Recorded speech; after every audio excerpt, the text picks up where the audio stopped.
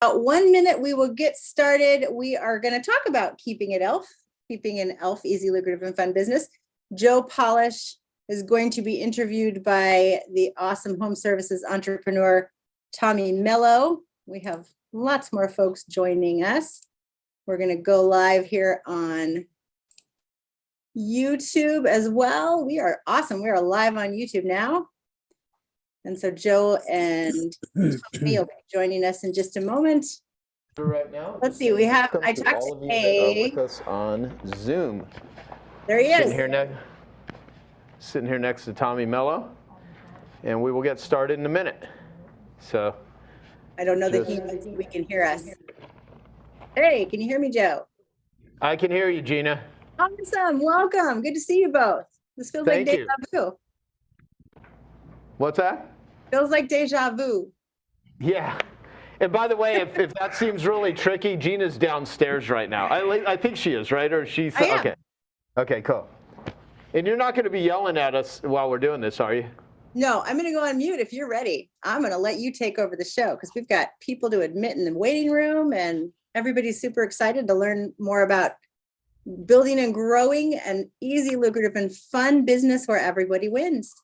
Okay. Well, as soon as we hit a very large number, once we hit 1,000 people online, let's go ahead and start. I'm kidding. We don't have that many, but hopefully it's getting up there. All right. So cool. Are we ready? You ready, We're brother? ready. Let's do it. All right. So I will just let me announce this first part, then I'll turn it over to the man of the hour. So welcome everyone to the I Love Marketing Zoom, the I Love Marketing Live. This is going to be a podcast episode for I Love Marketing, but we're doing multiple things here. So last month I did an amazing interview with Tommy Mello. So he is the founder of A1 Garage. If you've not seen that episode, I will ask Gina to post it in the chat Zoom so you can watch it. Many of you have though, because I am looking and I know some of you saw that. It was great. And so you're running a gigantic company. Your company's now valued at $1 billion, which is pretty amazing and awesome. And he wanted to do an interview with me for his podcast, which is called Home Service Expert. Home Service Expert. So by the end of this, subscribe to that, especially if you're in the service business, because he's one of the top in the world, not like in the area, in the country, in the world.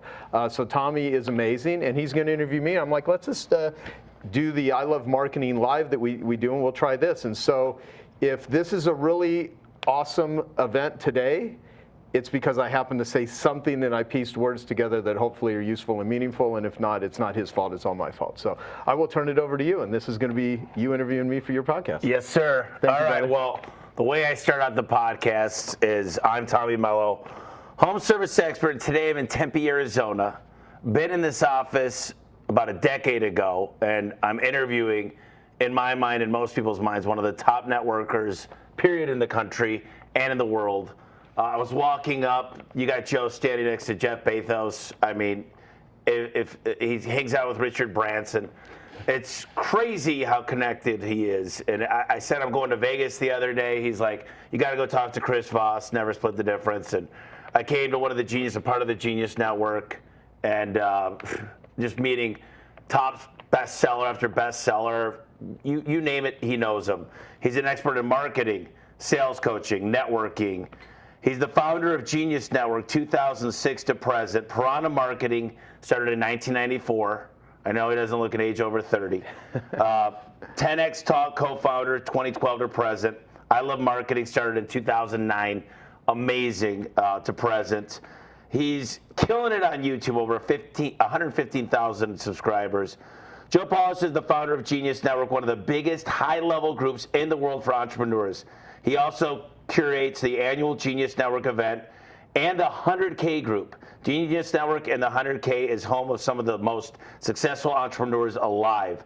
Joe has also helped thousands of businesses and generated hundreds of millions of dollars for his clients. He's been featured in Inc., Fortune, Forbes, among lots of many others. Joe also hosts 3 of the top-ranked marketing and business podcasts, including I Love Marketing, 10X Talk, and Genius Network. And one of the greatest things he does is he gives back. He's a recovering addict, and there's not much he hasn't done. I've never talked to him about sniffing glue, but pretty much everything out there Joe has done. And I think he's going to share an amazing story. He's spoken at the last 2 events I've had. He's going to be at the big event in November called Freedom. And I just wanted Joe to be part of my circle. I want to be part of his circle. And the wealth of knowledge, the marketing, the coolest thing about it is he started in the home service space. Why don't you tell us in the beginnings, just you could start in high school, just how you had to turn your life around, and then just how you started dominating home service. Yeah, so it's, to me, first off, it's great to be here, and there's a lot we can talk about. So, and when I hear a bio of myself that says all these great things, I also want to preface it that having grown up with low self-esteem and low self-worth, it oftentimes is hard to take in accomplishments. And so over the years, I've really tried to think, wow, I worked really hard. I did a lot of stuff, and some things have worked, and there's a lot of things that haven't worked. So when I started out in business, I was a carpet cleaner, and the reason I got into that business, I was a addict in high school. I was a cocaine addict, and at my worst state, I weighed 105 pounds from freebasing cocaine. There was 1 week where I just didn't eat anything, and I got as low as 105 pounds. And so I moved away and went to college in New Mexico State University, lived in a trailer with my father for a couple years, mainly to get sober, not really to go to college. I just happened to go to college while I was there. I never got a degree in anything, but I did start exercising and working out, and I started doing sales. And as you know, it doesn't matter how technically skilled you are. If you don't know how to sell something, that's challenging. So I got a little bit of sales training by selling gym memberships. Then I got a job in a literally a mental hospital, and I would drive the patients to AA meetings, Alcoholics Anonymous, Narcotics Anonymous, Cocaine Anonymous meetings, and I would sit there as an employee, and I would listen to these people with just the most difficult challenges. And that was my first exposure to community, because I grew up a very shy, introverted, scared person. Never thought I'd teach anything to anyone. I didn't want to public speak. I mean, it was hard to even ask someone out on a date, let alone present myself in front of groups. So I came back to Arizona trying to figure out what the hell I was going to do with my life. I had a friend I went to high school with that said, you know, I work for this carpet cleaning business. I run the phone room, and the guy that's the owner of it, he is a alcoholic, but he did $600,000 in business last year. And I was like, my God, that's a tremendous amount of money. So he's like, you want to go into a carpet cleaning business, and I'll set up the phone room. We'll hire some employees after we get it going, and then we'll build a big business. And so I took the $1,500, which was all the money I had to my name. I bought a portable steam cleaner, and I got business cards that said professional carpet and upholstery cleaner, whatever that means, right? And this was back in literally late 1989, early 1990. And I start this business with this guy. His name was Sean, and he was getting drunk every night also, even though he worked for a guy that was an alcoholic.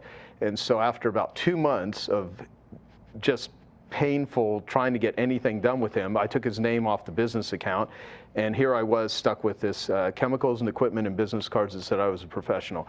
That preceded 2 years of pure hell and misery, going $30,000 in debt, trying to figure out how to make this business work. So back at that point in time, that was a lot of money, $30,000. And so what I ended up doing was I had this entrepreneurial fantasy that I must be a business owner. I want to do this sort of stuff. And I think my friend Gary Halbert, who I ultimately learned marketing from, he says the world advances on the backs of its neurotics. And there's many ways that you can go broke. And one of the dumbest ways to go broke is doing hard physical manual labor. And not only was I doing hard physical manual labor every day, I was paying money to do that. I was going into debt to do that. And I think there is a distinction between people that are willing to work through very difficult, hard times, and people that just have an entitlement attitude and want things to be easy. Like today, I teach easy, lucrative, and fun versus hard, annoying, lame, and frustrating. Have E.L.F versus half. But in the beginning, I had nothing in my life that was easy, lucrative, and fun. It was all hard, annoying, lame, and frustrating. Sometimes it can be hard, annoying, lucrative, and frustrating. So I have this chemicals and equipment, and I'm just annoyed. And one day I have a friend named Pat that I have another friend named Pat who actually is here in the building with me right now. But this is a guy that I also went to high school with, and he calls me up and he's like, "Do you want to go jet skiing this week. I have a really wealthy friend who's a big real estate investor. story. Yeah, this is a good story to actually share with anyone in business, but especially people in service businesses. and my friend said, you want to go jet skiing at Saguaro Lake, which is a lake out here in Arizona. And when you're broke, you don't have a lot of motivation, let alone any discretionary income to do anything. I'm literally almost starving at this point in my life, and I am working my ass off trying to figure out how to make it work. And he said to me, you want to go jet skiing? I'm like, nah, I got a lot of work this week and I'm just trying to make it work. And I was starting to go to night classes to learn how to get my Series 63 and Series 7 license so I could be a stockbroker, because I had to get out of this carpet cleaning business. I was trapped. It wasn't working. I didn't like it, but I didn't have any other options. So I'm like, I'm going to try to figure out what else to do. So I tell my friend, I can't go, but he mentioned he had this wealthy friend that had this business. And so I said, well, yeah, maybe I'll come out and go jet skiing with you guys for a little bit, because I was like, maybe I could talk to the rich guy and he can give me some advice. So I drive my piece of crap pickup truck out to Saguaro Lake. It's hot as hell in the middle of summer in Arizona, like it is right now, that time we're recording this.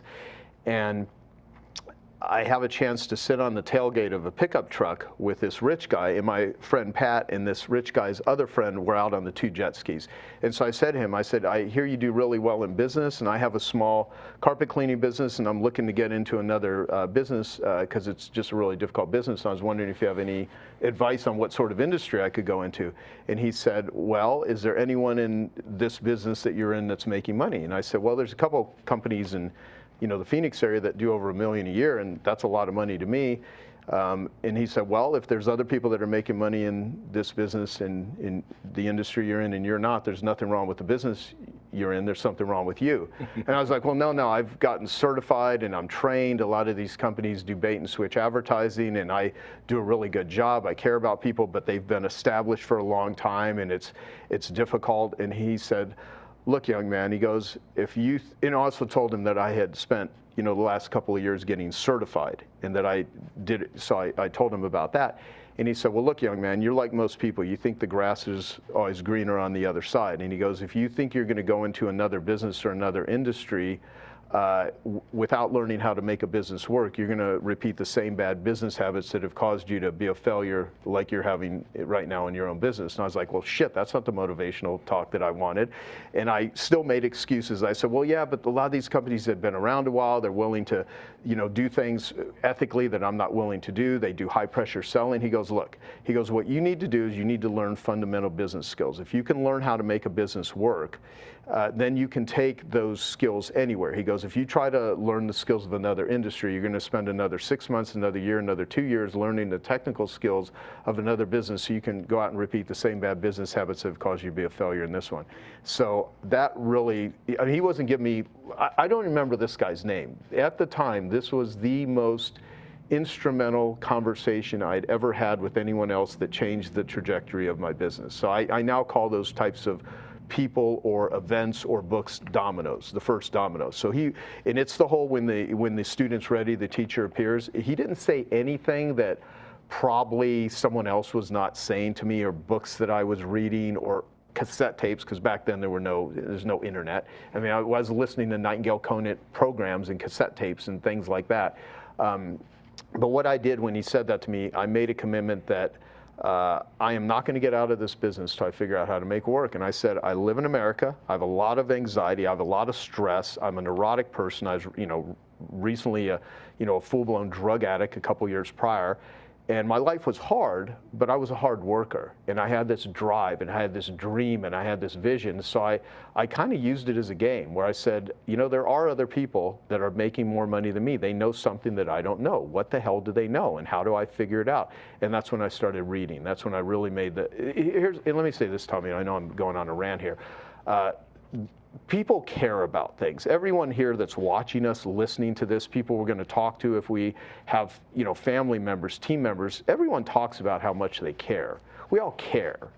But how committed are you to doing something? There's a big difference between caring and being committed. Yeah, I care about being in great physical shape. I care about eating healthy. I care about, my business practices and in my marketing, but am I committed to learning how to do it better? So I made a commitment after that trip, and I said, I'm going to figure out how to make this work. And my business that I hated became a lab rat experiment for me to say, let's figure out what works and what doesn't work. And that's when I really started reading. I didn't have the solutions to my problems yet, which was how to get business.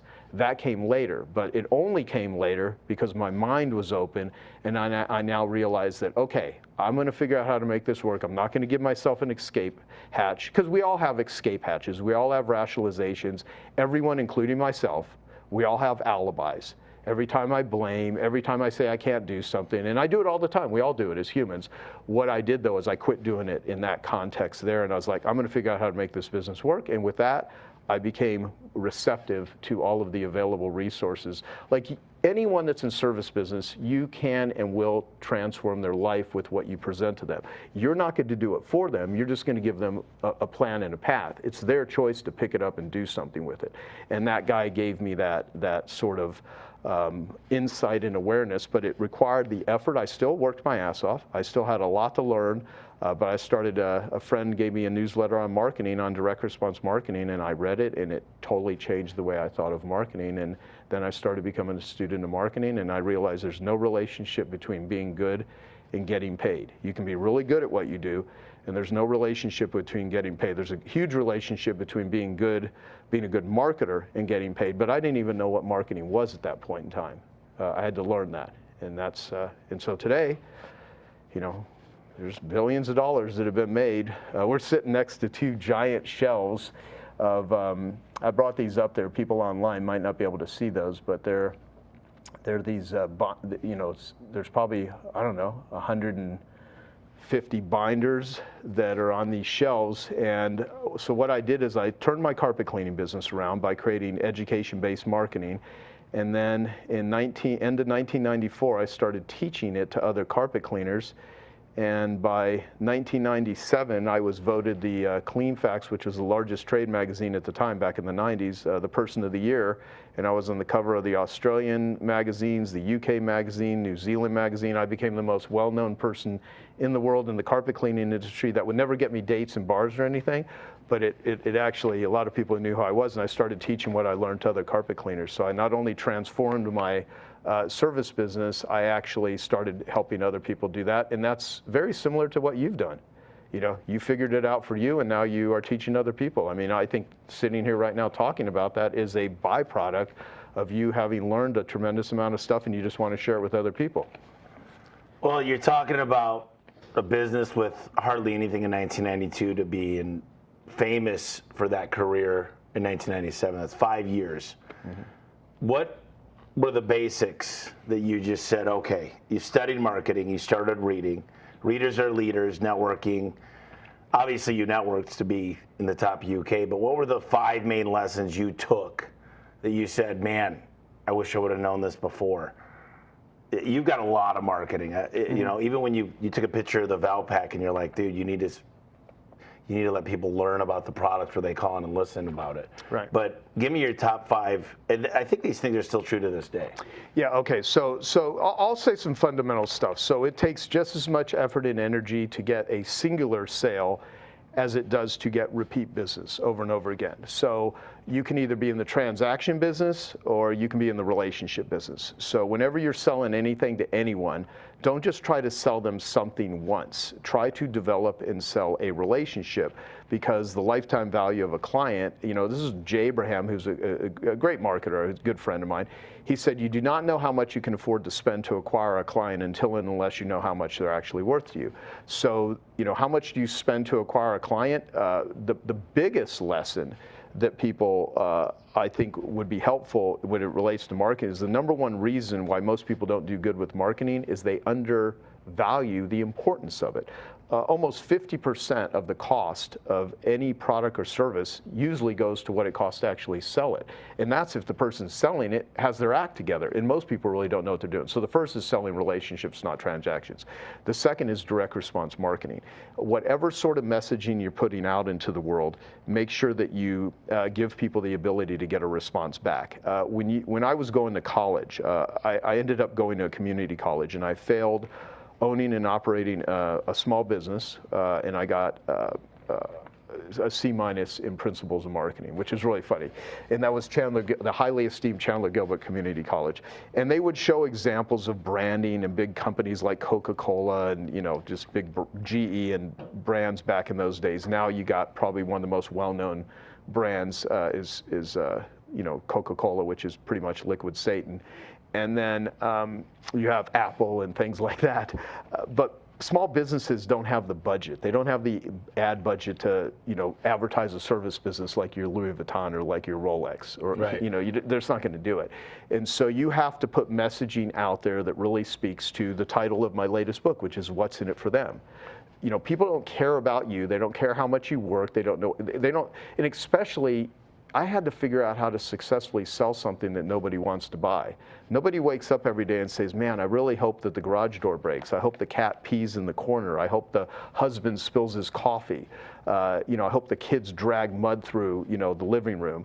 I had to figure out how to successfully sell something nobody wants to buy. So I had to figure out how to speak with an emotional language where you're using headlines and you're using offers. And so you can either be a world-class copywriter like Roy Williams, Wizard of Ads, right? Who has this magic ability. But if you don't have those skills, what you can do is you can educate people. And so one of the first things I did, and here's what, so you can call this a third one, is any problem in the world can be solved with the right sales letter, as a quote by Gary Halbert. And so when I learned that words can have someone, fall in love with you or hate you, motivate you, repel, attract. I mean, there's, my favorite definition of selling is getting someone intellectually engaged, and this is from Dan Sullivan, getting someone intellectually engaged in a future result that's good for them and getting them to emotionally commit to take action to achieve that result. And so when I'll say that to people, like, think of selling, getting someone intellectually engaged in a future result with the keywords good for them. Because there are ways to get people intellectually engaged in a future result that's bad for them, like eat this crappy food, watch this porn. I mean, there's all kinds of toxic things that are sold to people. But when you really care about humans, getting someone intellectually engaged in a future result that's good for them and getting them to emotionally commit to take action to achieve that result, you start wording your marketing more importantly. And the difference between selling and marketing is selling is what you do when you're on the phone or face-to-face with somebody. Marketing is what you do to get someone on the phone or face-to-face with you, properly positioned, so by the time you're talking to them, they're pre-interested, pre-motivated, pre-qualified, and predisposed to do business with you. And I've said that 1,000 times. People that listen to my podcast, they've heard me say that definition over and over again, but I've had enough people say to me, thank you for the reminder, and I actually have to remind myself too. So my good friend Robert Cialdini, who wrote the book Influence, I just went to, on Sunday this week, I mean a few days ago, I went to breakfast with him and his wife, and then a couple of my friends, because we had done a 2-day event on how to use AI, and then we also went to dinner. So I spent pretty much most of the day with Robert Cialdini, and he's the father of influence. He wrote this amazing book that I read early on in my career. He wrote it 30 years ago. And it's brilliant. It's how to persuade people with reciprocity and social proof, and he has these... And liking. Exactly. So, yeah, the 7 principles. The latest one called Unity, right? Because if you think about your group, Home Service Freedom, and all, there is a belonging. There is, and see, people don't buy from you because they understand what you do. People buy from you because they feel understood. Nobody wants to hire service businesses. Some things are bought, other things are sold. Like people wake up and they buy food, they go to movies. Other things, you need to sell stuff to them. And I landed in an accidental industry where I didn't, when I was a kid, I wasn't thinking one day I'm going to be a carpet cleaner. It didn't occur to me. But it's like it's an accidental industry. And a lot of people that are in service businesses, they just find themselves there. But the beauty of it is there's amazing things that you can do with a service business. As a matter of fact, if you want job security, go into the service industry right now, because the amount of people going to trade schools and getting trained on it. And the other thing is most people don't understand what service means. So I asked Eunice, my assistant, who's amazing, to bring me one of my first templates of my consumer awareness guide. So before the internet existed, my first version of a sales letter was a consumer guide to carpet cleaning. So I got this idea from reading Gary Halbert newsletter that any problem in the world can be solved with the right sales letter. So I wanted to hire a copywriter to help me with this, and I was learning about copywriters. So I found this guy, and I paid him $1,800 because that's what he wanted. He would help me create a consumer's guide to carpet cleaning, and so I would spend, several hours a week for about a month training this guy everything about carpet cleaning. And so I created this consumer, and I got all this stuff memorized, but it said Consumer's Guide to Carpet Cleaning. It says, read this guide and you'll discover. See, people don't want to learn anything. They want to discover stuff. Like, I don't want to learn shit. I want to discover stuff. If we said, learn everything you can from Tommy Mello, is way different than discover the secrets of a guy running a $200 million a year business. It sounds way more compelling. Little words. And so Robert Cialdini, the reason I brought him up is his second book was called Persuasion. Yep. And so persuasion is what do you do before the moment of influence so anything you put in front of somebody in advance is marketing. When I was first trying to get business, I was knocking on doors, I was making phone calls, I was handing out business cards. They knew nothing about me. So to use like Dan Kennedy language, this marketing guy I've known forever, you can either be an annoying pest or a welcome guest. And if you don't have any marketing and you're just trying to sell someone, I would use this. It's kind of like tapping someone on the shoulder in a nightclub that has not even made eye contact with you. They turn around looking and you're like, would you like to sleep together? What would happen? You're probably going to get slapped in the face or they're going to call the cops, right? However, unless you're like some famous person or a friend introduced you or whatever, but that's how many people try to generate business. They develop no rapport. The people have seen nothing in advance and they think that yelling is selling. So the consumer guide, I ended up, using my credit card to pay a copywriter to write my consumer guide, and it said, Consumer Guide to Carpet Cleaning. Read this guide and discover 7 questions to ask a carpet cleaner before you invite him into your home, 8 mistakes to avoid when choosing a carpet cleaner, 6 costly misconceptions about carpet cleaning, Crawling Critters and Crud, a guide to the slime, grime, and livestock that's seeping, creeping, and galloping through your carpet, how to avoid 4 carpet cleaning ripoffs, the difference between value and price, which method cleans best, blah, blah, blah. And then they would open this consumer guide. How would they receive this? I would run ads that said, free report reveals how to choose a carpet cleaner. And that would be radio? Oh, no, I would actually run Valpak, flyers that I would put out, newspaper ads, money mailer type clips. I did do radio. I did test radio. I had mixed things with radio. What I found about radio, though, for me, now you in the Phoenix area, you're everywhere. Now, if you can go back to 1992, if you can imagine that, right? There's no GPS. There's no cell phones. We're using manual Thomas guides, and I would run ads on the radio, and I'm living in the East Valley. So I had a place in Chandler, Arizona, and I'd get calls from way up in Glendale. I'd have to drive and so I found that the radio was, that was a sort, and the same with TV. I even did some certain spot TV ads like in Sun City and different locations where it would only be seen in certain areas of the Phoenix Valley, because many people I think Phoenix is like the 6th largest city in the United States right now? Yeah, it's massive. Yeah, but it is big. So, but the consumer guide was my first form of really effective marketing. Then, people would call me up and they're like, I'd like information. I'd say, well, can I send you my consumer guide to carpet cleaning? It'll teach you everything you need to know about how to choose a carpet cleaner. And I'll include also an offer in there where you can get we'll do a free room of carpet cleaning for homeowners only. We don't want to do it for renters.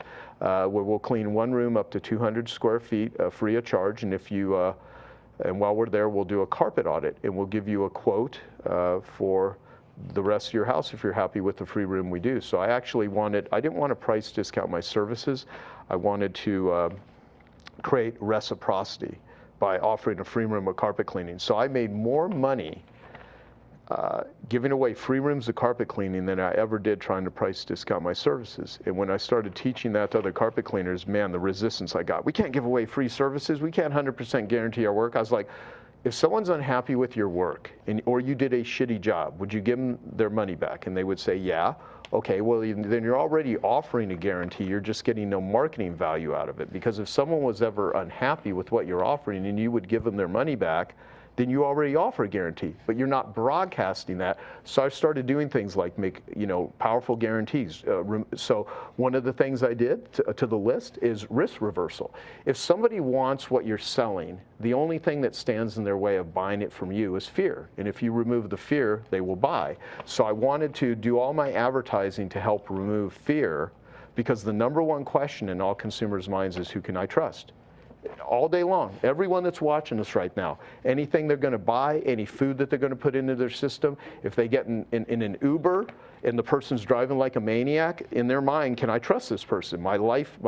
For the first time in my life, I drove a Waymo driverless car yesterday. I got into a car. It's like an Uber. Yeah.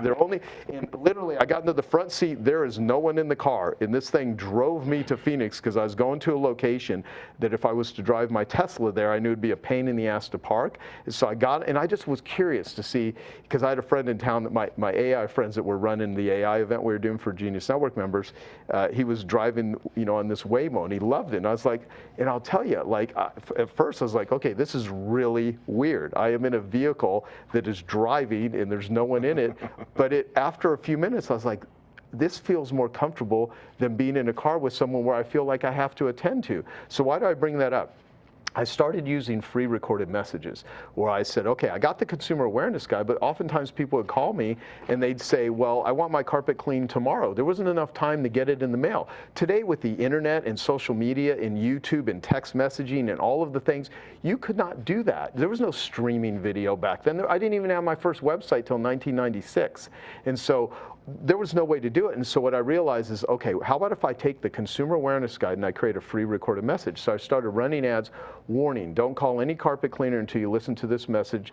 Learn 7 questions to ask a carpet cleaner before you invite him into your house, or 4 mistakes to avoid when choosing a carpet cleaner. Call anytime, 24 hours a day, 7 days a week. And people would call and they would listen to me talking a free recorded message. Now, what's funny, you can do shit right now with AI that took months to do back then. I mean, you can literally create stuff instantaneously. So all of these marketing tools, because the beauty of what AI can't do is I've got some of the best offers, some of the best copies. I've spent millions of dollars, and even in the late 90s, from what we could even track, by 1999, we've been able to track through our Piranha marketing members over $800 million in revenue that had come in from my ads. And there were people running free recorded messages for chiropractic services, real estate, home remodeling, heating, air conditioning, pest control, florists, printers, painters, using my free recorded message model, offering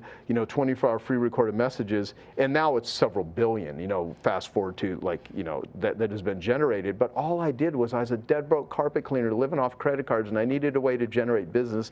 I figured out a methodology. It worked for me, and I was like, man, if this would work for me, I wonder if I could create a business teaching it to other people. And lo and behold, I did, and it worked. And that's the beauty of sharing and teaching. And the last thing I'll say about the Uber thing, I didn't feel like I had to talk to anyone, even though I know they had cameras, while I was in the car, of course, right? But I didn't have to attend to anybody. And when someone would call and listen to a 24-hour free recorded message, everyone has phone call fear. And when they would call up, is this person going to try to sell me? But when they were listening to a free recorded message, they were more receptive because they didn't have to respond. And what I learned is the same information, that it's how you present it to somebody. Mm-hmm. You could have a beautiful painting and you could have it duct taped to the wall, or you can have it in the Louvre in Paris.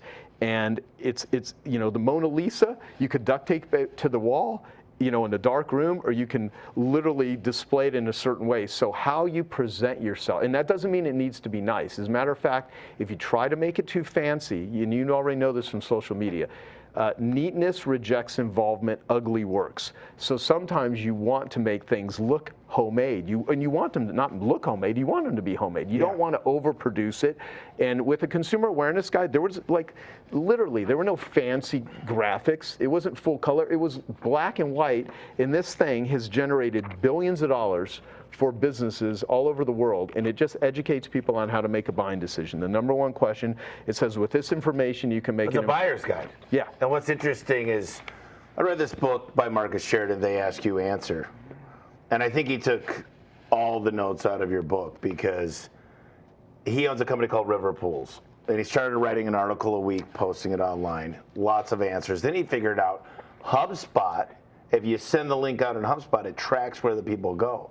So if they're learning about financing, builder grade, you could actually match the right technician to show up to the house prepared. Right. And if they spend more than 20 minutes on the buyer's guide, the closing rate goes above 80%. Yeah. Because now they get to know you. You're answering their questions. So the CSR that's answering the phone would say, listen, Mr. Polish, if you don't mind, I'm going to send you a buyer's guide that's going to give you every single thing you need to know before you buy a door. And if there's another Mrs. Polish, she's going to want to know everything as well. Right. So if you wouldn't mind, could I get your acknowledgement that you'll take 20 minutes to look over the buyer's guide? Now I know every page you looked at, what you read, what videos you played. And River Pools has booked out over 2 years. And here's a funny story, too. That's so good. I don't know, this had to be 12 years ago. I'm out fixing this guy's garage door, and this is when I already knew you. And he goes, yeah, I got that Mercedes. Who's the guy that used to be on TV selling all the real estate that you know in California?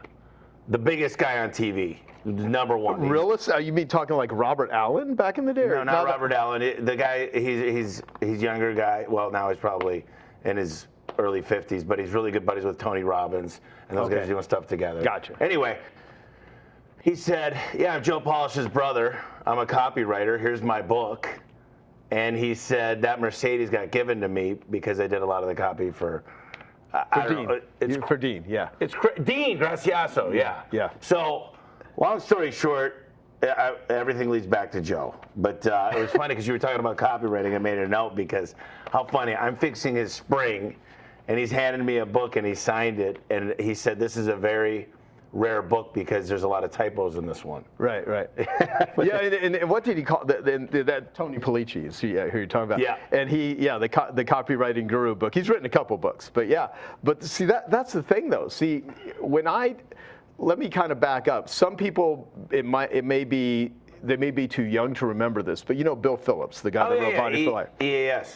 So I took the same marketing strategies that I was teaching to carpet and upholstery cleaners. Bill Phillips hired me in 1996, and that's when I was charging $3,800, a day for consulting.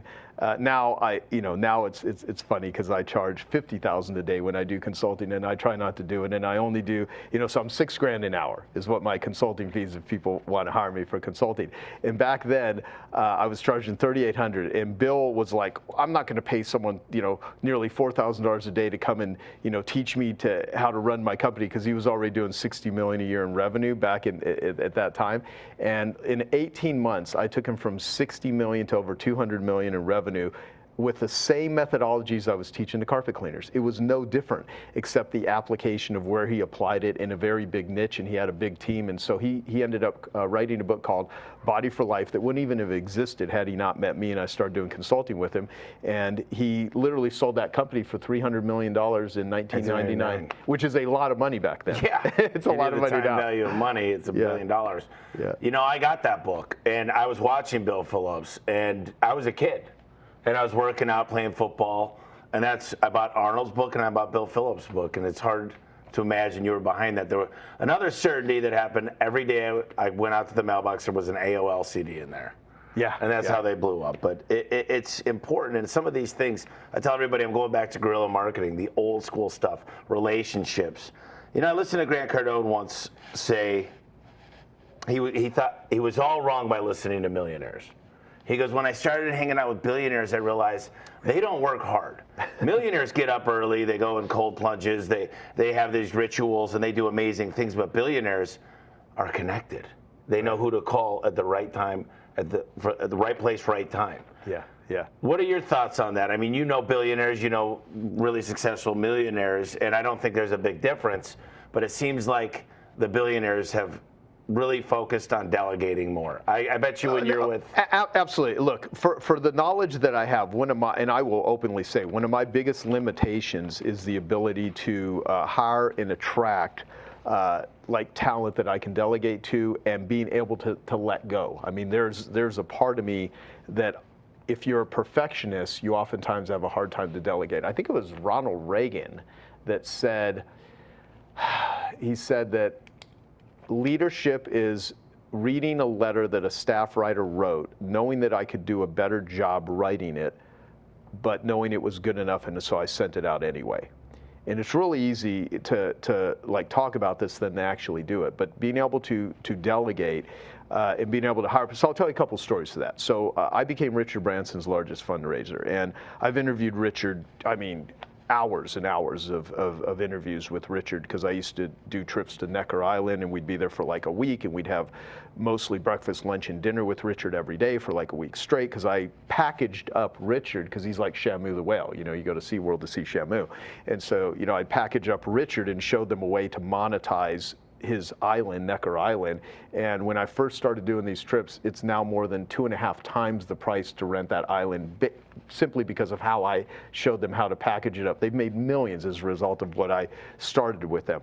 And out of all the conversations I ever had with Richard, the one that was probably the most valuable that I could share a lesson of is me and him were in his kitchen in one of the houses on Necker, and I was looking for like an orange or a banana, and we're sitting in there, and I'm like, so you know, Richard, when's the last time you were in a grocery store? He's like, he looks up like he's thinking, he's like, I've never been in a grocery store. And I'm like, what are you talking about? Like, what do you mean you never been in a grocery store? And he's like, I don't think I go, what about when you know, he signed the Sex Pistols? I go, did you ever go get beer for Sid Vicious or Johnny Rotten, which are, you know, the members of the Sex Pistols? He's like, no, I don't think I've ever been in a grocery store. And I'm sitting there going, this is like the biggest, like, there's no way. That's what I'm thinking in my mind. I go, when's the last time you did your laundry? And he said, I don't think I've ever done laundry.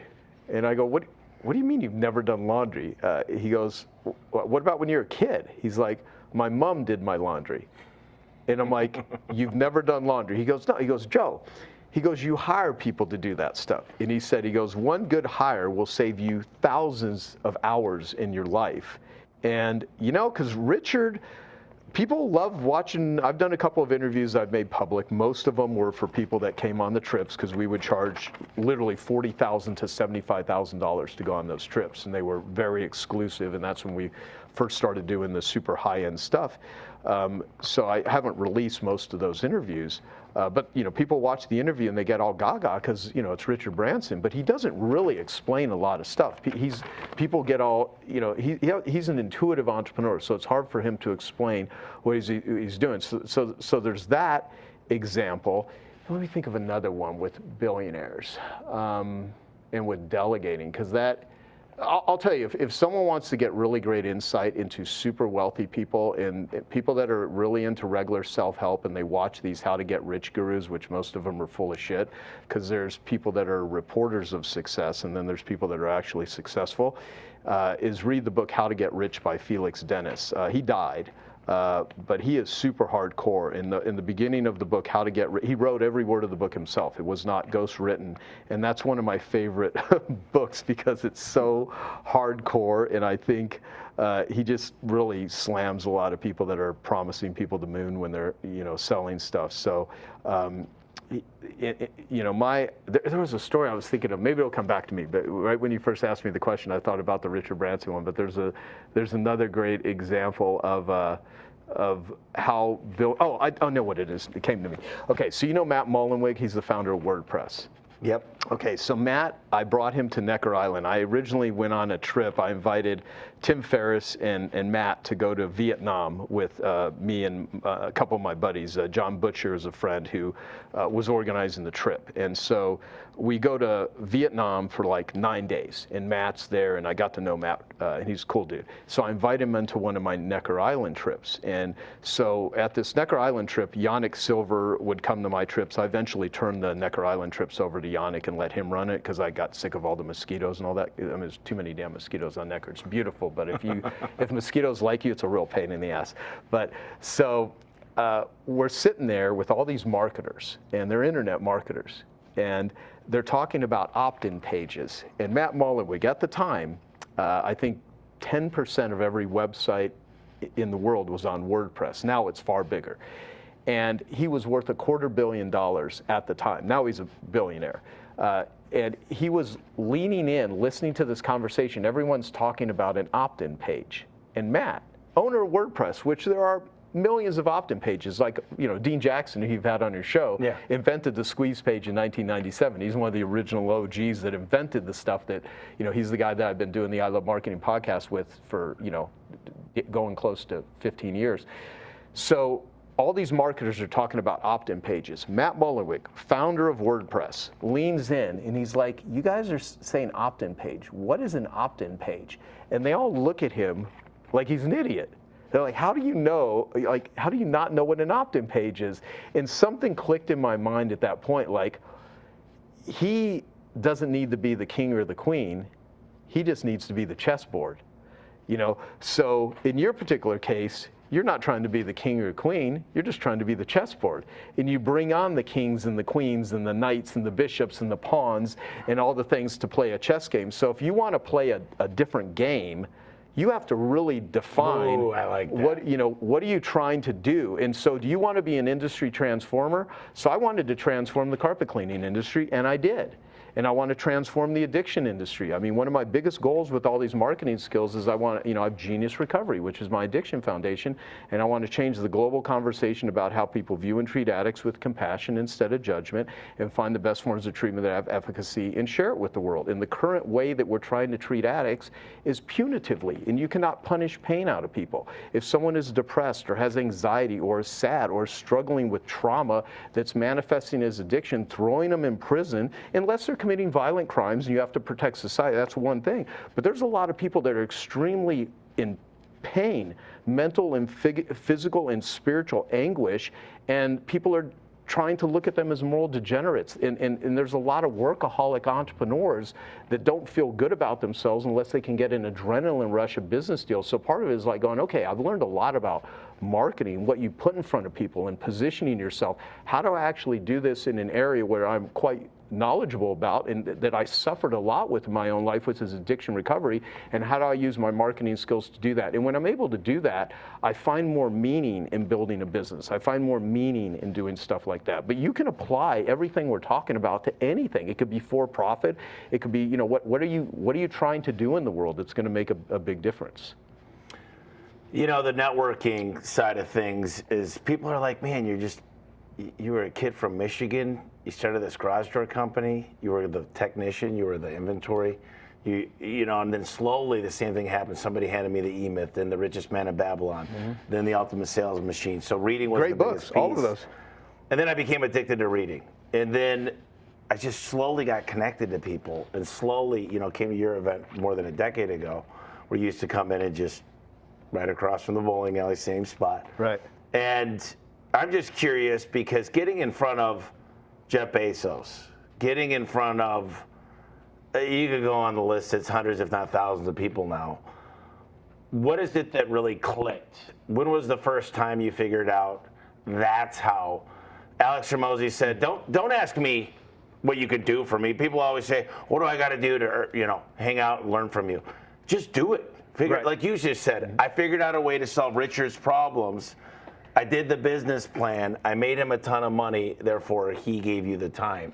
You said something real, and I don't know if I talk about this a lot. So you gave me the impetus, though. It's a good distinction. So people constantly come to me, and they don't really kind of understand what I think I do a pretty good job of writing about in my book, What's in It for Them, where I literally go through the process of how to connect with people authentically, not using fake flattery. I mean, flattery works. I'd be lying if I would say flattery doesn't work. Enthusiasm covers many deficiencies. However, having some substance to what you're doing is valuable. And people often come to me and say, how can I help you? And when you're so damn busy, you don't even know what you need help with because there's like 100 things, and oftentimes what they're doing is they're putting work on you. It's like reverse delegation when you hire people to do work for you and then they bring more work to you. That's like the worst, And so, just doing it, what you said is important. So you don't build a great reputation by talking about what you're going to do. You build a great reputation by actually doing it. So being able to anticipate, being able to understand what someone's value system is, being able to focus on like what Dan Sullivan, we've done episodes on this, what are their dangers, what are their opportunities, and what are their strengths. So having a DOS conversation where you can ask the R factor question, which is, if we were to meet, a year from today, 3 years from today, what needs to happen both personally and professionally for you to feel happy with your progress? If you ask people, if you utilize Socratic selling in order to identify what people are interested in, what they want, is really valuable. You can, before the internet existed, Harvey Mackay, who's now 90 years old, he just sent me a message yesterday. He wrote, How to Swim with the Sharks Without Being Eaten Alive. And he had a thing called Mackay 66, which you can do an internet search on. I write about it in my book, the Mackay 66 method. It's gathering information about the person that you're wanting to align yourself with. So instead of saying, how can I help you? Find out what they would actually be helpful for them, start doing it, and impress the hell upon them that, like, oh my God, you actually created value in advance. So let's go to the Consumer Awareness Guide. What's the number one question in all consumers' minds? Who can I trust? I made my advertising valuable. People wanted to do business with me because I wasn't just advertising to sell something to them. I was offering to give them free, valuable information for them to make a buying decision, and they had trust and rapport with me in advance. If they listened to a 10-minute recording of how to choose a carpet cleaner, and it would start out, hi, this is Joe Polish. I own, Fiber Tech Professional Cleaning Services. I've provided this information to help you make an informed, intelligent decision on how to choose a carpet cleaner. If all you want is a brush the dirt off cleaning, we respectfully ask that you call another cleaning company. However, if you want to know how to choose a carpet cleaner, I'm about to share all that with you. And then I would literally talk. And so by the time they called me, they never asked, how much do you charge? They asked, when can you do the job? Because I established trust and rapport. So let's take that to billionaires or really busy people who are like, how do you connect with the Richard Bransons of the world or Jeff Bezos of the world? Well, when I first people, always ask, hey, how'd you meet Richard Branson? Well, a friend named Ben Altadonna called me up one day in 2006, and he's like, would you like to go to dinner with Richard Branson? I'm like, okay, what's the catch? He's like, well, my friend Mike Faith is organizing a dinner in San Francisco with a group of about 12 to 15 people, and it's a minimum donation to his foundation, Virgin Unite, of $5,000. And so I thought about it for, a few seconds. I said, I'll donate $15,000. Like, I want to meet Richard Branson, right? So I then go to the meeting, and everyone's asking him about global warming and climate change and all that. And anyone that really is read books like Fossil Futures and different stuff realize that the environmental movement is filled with a tremendous amount of scam artists. Things start out as a mission, they start as a mission, then they become a business, then they become a racket. And so there's all these big categories. Al Gore? Yeah, exactly. No, an inconvenient truth is, I met Al Gore twice. I mean, I think he'll be exposed as one of the biggest frauds in history. I'm sorry I said that for people that like Al Gore. But anyway, so the fact that this is live is even more funny. Right. So, but yeah, look, and this is coming from a guy who millions of dollars that I've raised have gone towards things related to the climate. I know things that are being really good related to climate, and I know a lot of people that are using it as a grift, which can really speak to a lot of stuff. So anyway, get me back on track. So where was I going with this? Because now, Richard Branson. Oh yeah. So okay. So you paid 15 grand. I paid 15 grand. And everybody's asking about global warming. Well, yeah. And so I was like, what was it like to hang out with the Sex Pistols? What was it like to sign Boy George? You jump out of a balloon. So he took a real liking to me because everyone's asking him all these serious questions. And I'm like, this is a guy that does crazy shit. Let me ask him about crazy shit. And then about 5 minutes into it, he's like, how old were all of you when you lost your virginity?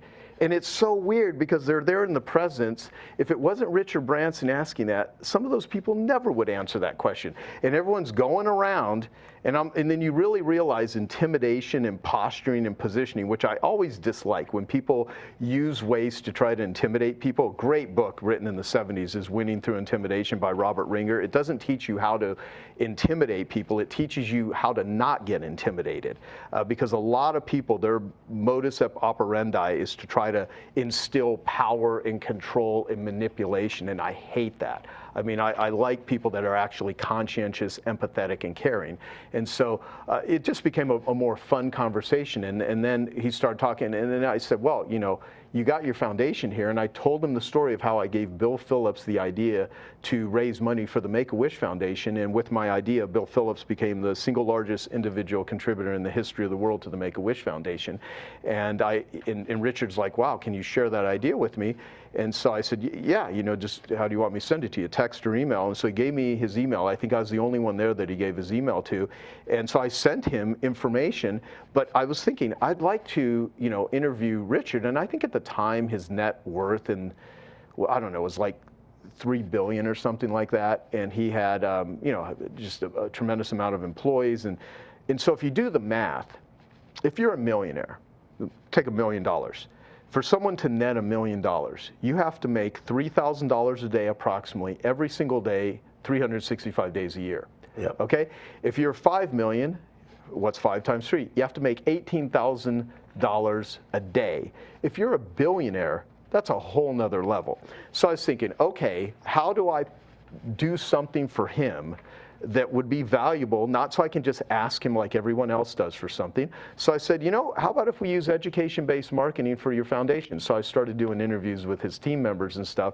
And then I said, how do we have you come out to one of my events? And they wanted a donation. So that was a couple $100,000. So people are like, you know, but see, people are then, well, I don't have that much money. I don't have 15,000 to take someone to dinner. Well, I was a dead broke carpet cleaner, not, you know, 10 years prior, I didn't have any money. I was completely broke. Right? So I had to figure out how to, so if you don't have any money, and this is chapter 2 of my book, What's in It for Them. And if people really want to go deep with this, literally read my book. I talk about Tammy. If you don't have money, you probably have time. You probably have energy. You probably have effort that you can put in. So if you don't have any money to put into relationships, put in your time, attention, money, effort, and energy. Those are the things that you can spend.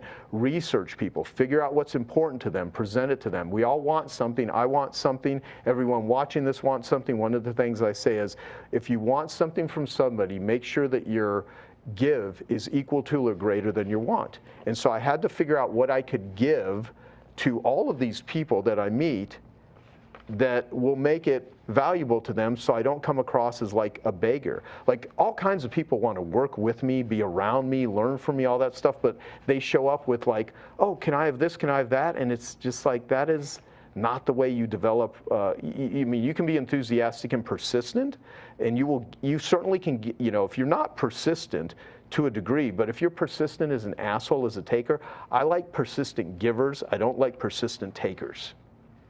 Love persistent. As a matter of fact, someone has tremendous amounts of stuff to give, they better chase my ass down, because I am a busy guy that has too many things going on all the time, not because anyone forced me to do it. No one holds a gun to my head and tells me to take on all these projects and do all this stuff. Me and you are both driven entrepreneurs. We do it to ourselves because we want to grow. Well, explain that. Explain some of the things you talk about that I want some of Home Service Expert listeners, which we just passed 1 million downloads. We're like at 1.1, so I'm pretty happy. But congratulations, that's awesome. Hunters are 5%. Explain that whole.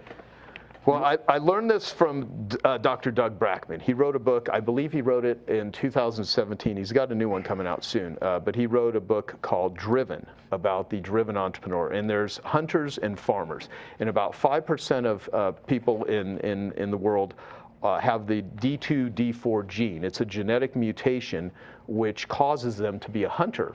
And hunters are very restless sort of individuals. Most of them have trouble sleeping. Most of them are not very satisfied with almost anything, because the reward receptors in our brains require greater stimulation, because the hunters need to go out and kill. They need to go out and get food. They need to gather. They need to feed, you know, the tribe. And so hunters are pack animals. So the majority of people that join mastermind groups probably listen to things like this, read a lot of books, listen to podcasts at double time speed, and never can seem to consume enough stuff. Most of them are hunters. Not all, but most of them are hunters. And when someone betrays them or lies to them or lets them down, assuming you're dealing with hunters that have ethics, because a hunter without ethics and boundaries are some of the tyrants that we see run in the world, that are destroying and damaging people's lives, that are in very high leadership positions. So a hunter without good boundaries and without ethics and integrity is a very dangerous sort of individual. But the hunters that are really well boundaried and really empathetic and caring build some of the greatest businesses. They provide jobs. They do great stuff. And so hunters need to get into a pack, and they're easily influenced by other people. So it's that whole line, you lay down with dogs, you wake up with fleas. You got to be very careful what you expose yourself to. You know, if you look at television everybody on social media, even TV before internet existed, is trying to tell a vision to somebody else's life. So, you don't, lasting happiness does not come from consuming values of other people. It comes from developing your own and living the mountain life. So for the hunters, which are most people that are the high quick start type A, often labeled as ADD, distractible, which, I certainly have ADD. It's a hunter sort of thing, and it's a reward receptor. So it's being aware that, the pursuit of business, like the alcoholic poet Charles Bukowski, he had this poem which said, you take the writer away from the typewriter and all you have left is a sickness which started him writing in the first place. You take the entrepreneur away from business and all you have left is a sickness which got them running a business in the first place. So is it going to become a disease, dis-ease, or is it going to become a drive that you do and accomplish things? So part of it is finding some contentment and finding some joy in fulfillment. Hunters need to hunt, though. If someone takes that hunter thing and you become an athlete, you have to do something that makes you feel accomplished. So for the people that are watching this, I've often said this to young people, where if I would have known being successful was this much work, I would have stuck with being a loser, because it's really hard to tell a young person that you're probably going to have your heart ripped out of your chest in a relationship or a business betrayal. Not once, but probably many times. You're going to have people that will betray you. You will have people that will mislead you. You will have narcissists and psychopaths and sociopaths, because a lot of those hunters come in those forms. That is not to discourage you, though. That's just part of life. So up here on the wall behind us, there's this one that says, other people's yellow face there. Bad news. Other people's bad news is your good news. So everyone that's watching us right now, almost all the money that will come, not all, but almost all of the money that's going to be made in the world is transforming other people's bad news into good news. Garage door breaks, something, Fix it. Fix it, right?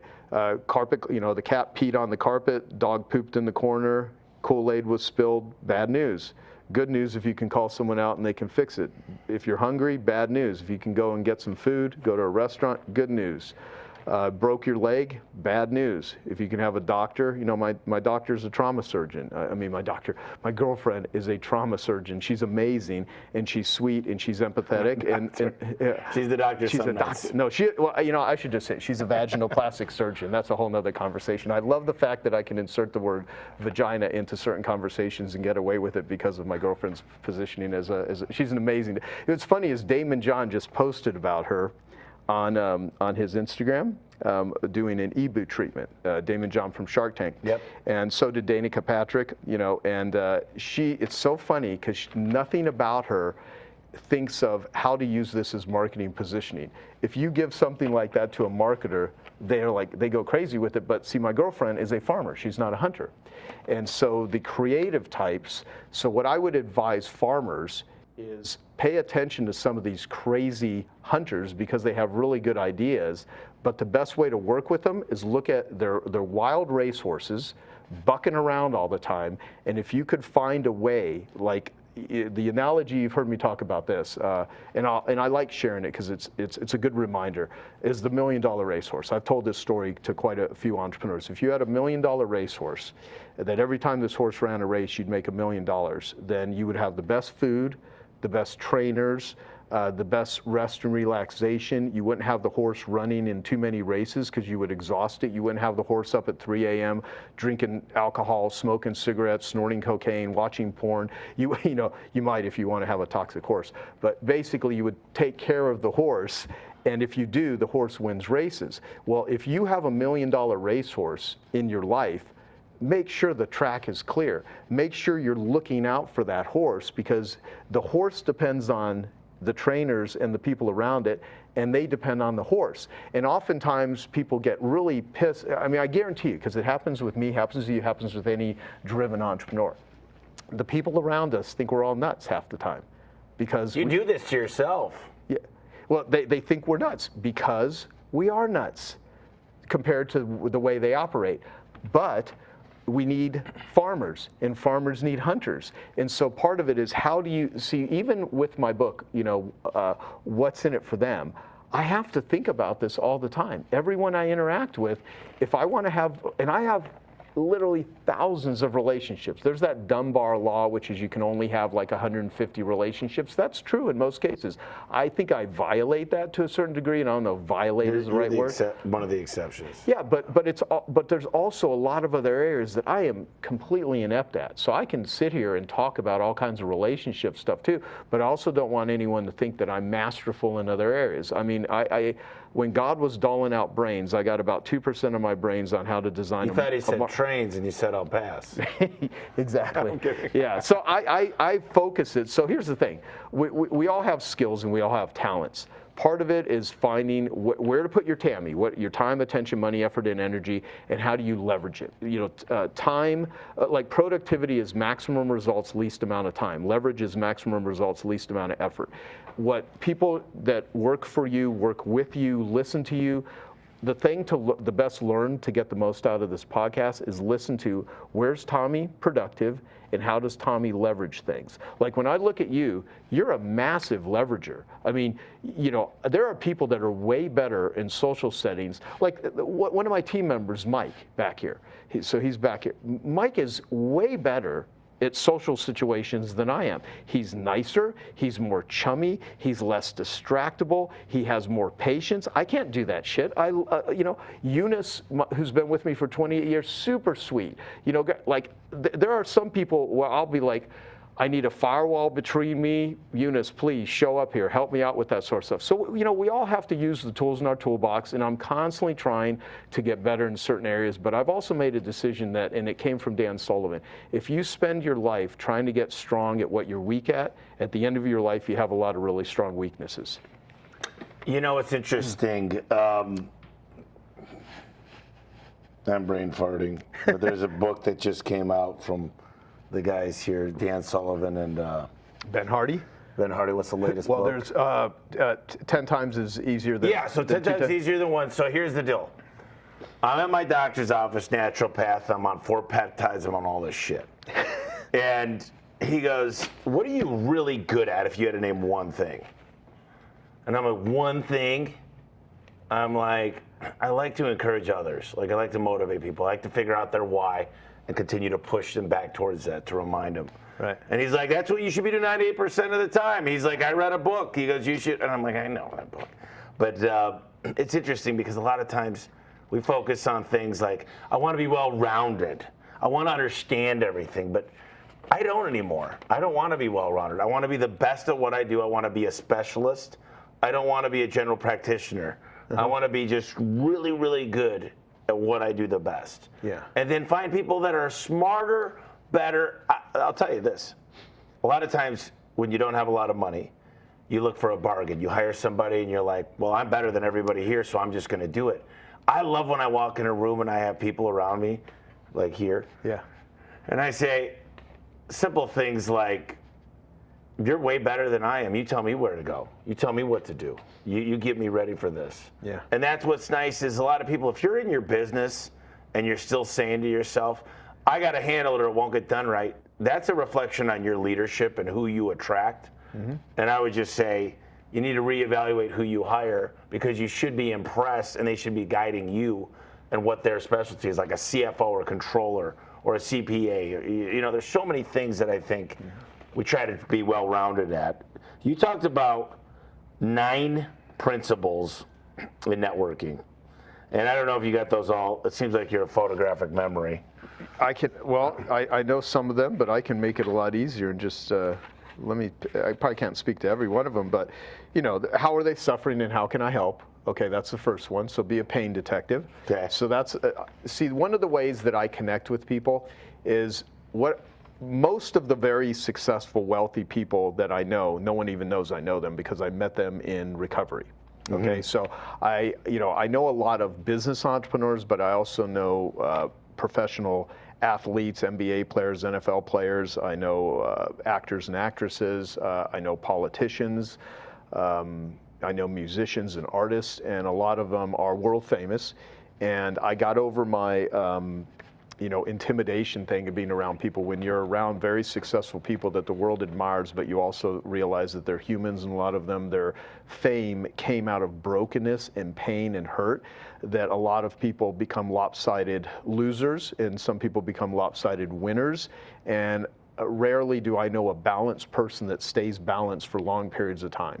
What I think life is, the treadmill of shit never goes away. You don't walk out back, of your, beach house and you look out at the beach and everything's beautiful and you're rich and you have no debt and you have the beautiful family and the beautiful partner and you got all the material stuff, you've got the internal peace. I mean, that's not how life is. Life is boring, life is mundane, life is a lot of work, and there are moments of extreme bliss and happiness and a lot of moments of pain. There's something I have on the wall here that says, "My life as an entrepreneur," and it's from Gaping Void, the ones that do this image, and it says, "Hell yeah, oh fuck, oh fuck, oh fuck, oh fuck, oh fuck, oh fuck." It says, "Hell yeah."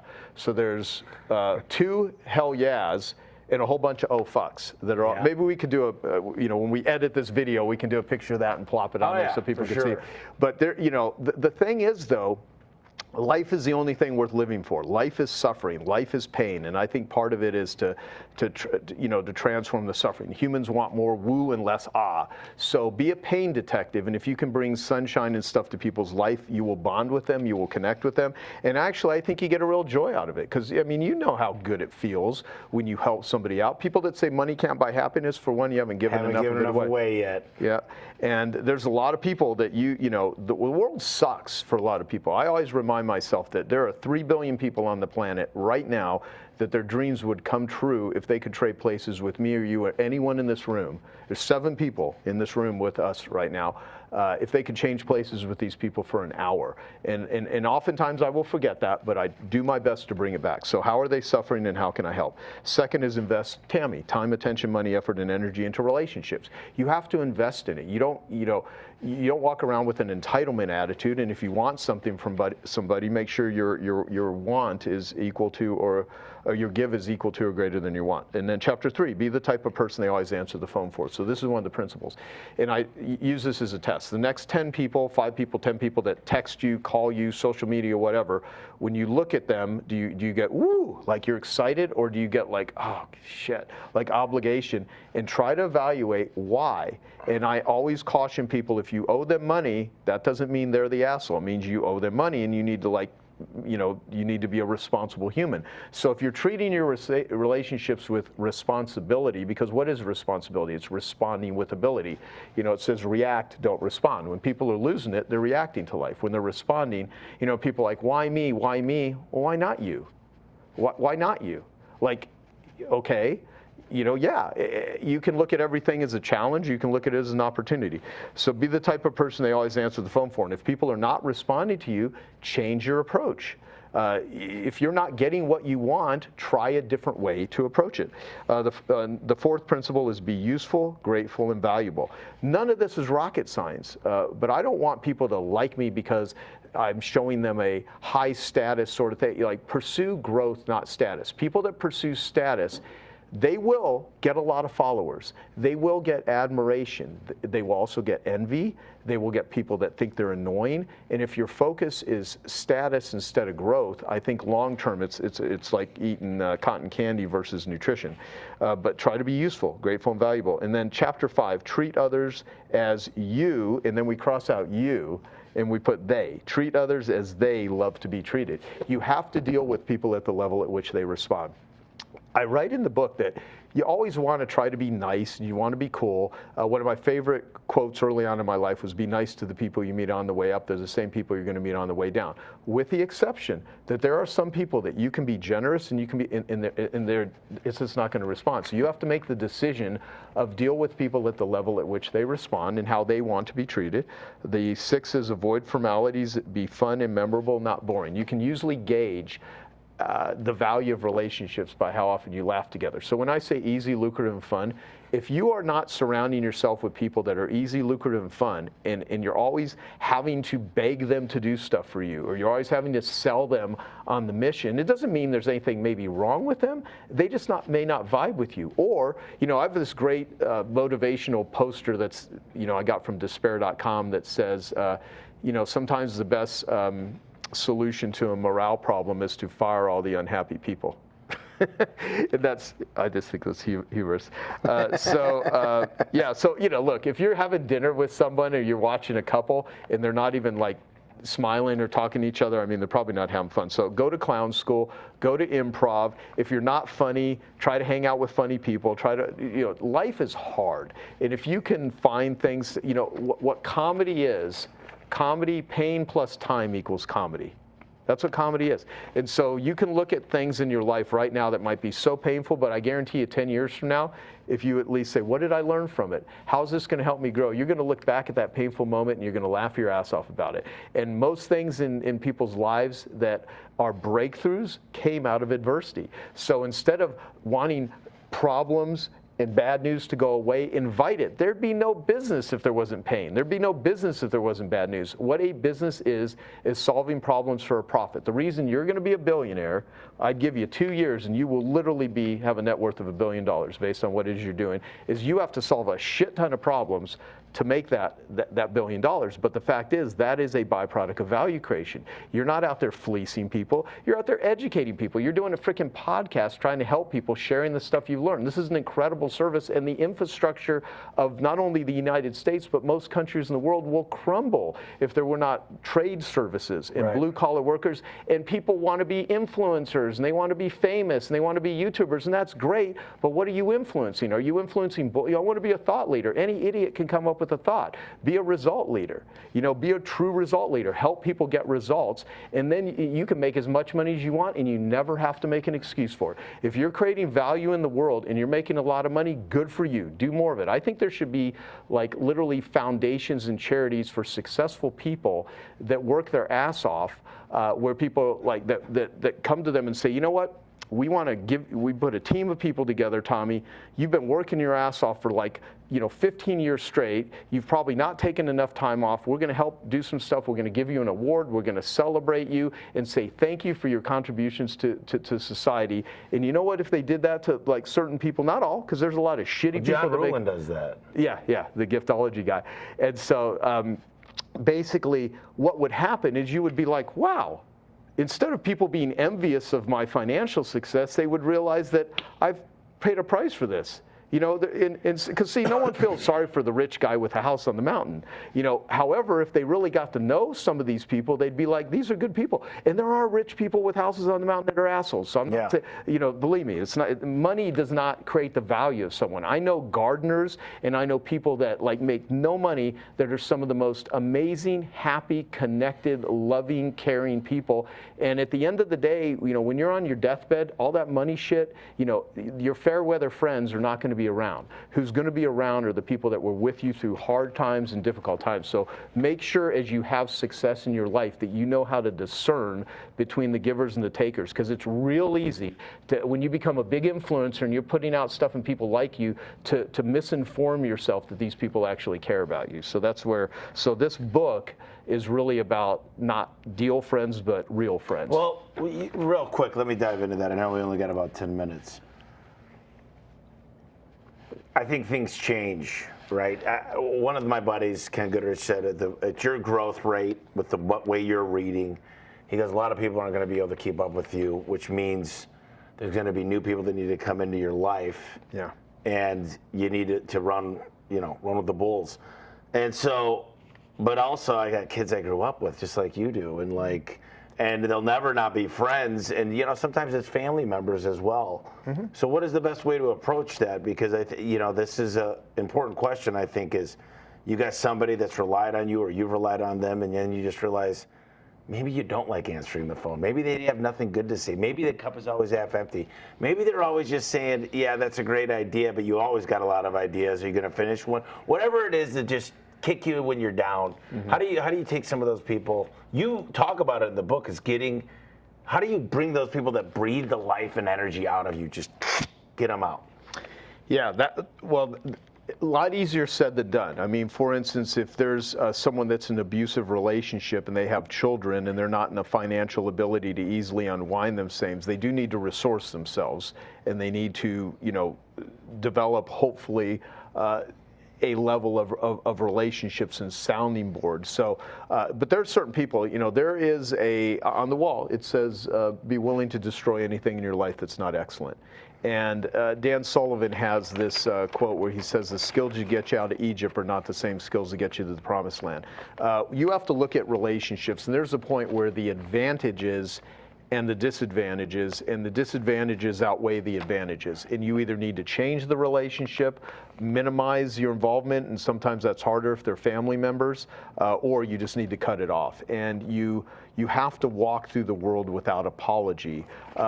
In Al-Anon, which was created for people that have in relationships with addicts, family members, and whatnot, there's a great line that says, "Say what you mean, but don't be mean." So appreciate people. Thank them for their contribution to their life, but some people, their purpose in life is just to serve as a bad example. And so you can, you oftentimes, I would always say, be courteous until that no longer works. And if you're dealing with a narcissist or a complete taker, what they want is attention, and they want acknowledgement. And no matter how you acknowledge them, you're an asshole, you're whatever, however you pander to them, they just keep coming back for more. So it's kind of like if you're on consuming lots of carbs and junk food and sugar, how you wake up the next day and you want more junk food, carbs, and sugar. We get into trauma bonds with people, and if it's really difficult, I would always say go to support groups, go get different perspective, have someone, because silent battles are the hardest battles to fight. And we're sick as our secrets. And so most of the difficulty, we find people whose dents match our dents. And it wasn't until I did a lot of 12-step groups, a lot of therapy, where I realized that a lot of the toxic relationships that I had in my life when I was an addict was because I myself was toxic. And I needed to clean up the trauma. I needed to work through the shit that, I write in this book about how I would want to get the attention of people that did not pay attention to me. Why did I find myself helping people that were abusive and unappreciative to me? What part of me, wanted that validation? So the more you can esteem yourself and feel good for your contributions, you start, the people tend to go away. And I'm not gonna bullshit anyone and say it's easy. Sometimes you have to just take it head on and say, I'm sorry, but this relationship. Tough conversations. Yeah. And very few people are willing to have them.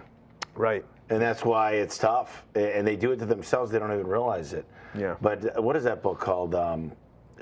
Fierce Conversations. Yeah. Yeah. Good book. It's just tough, man. And until you get used to confronting those, it gets easier. Yeah.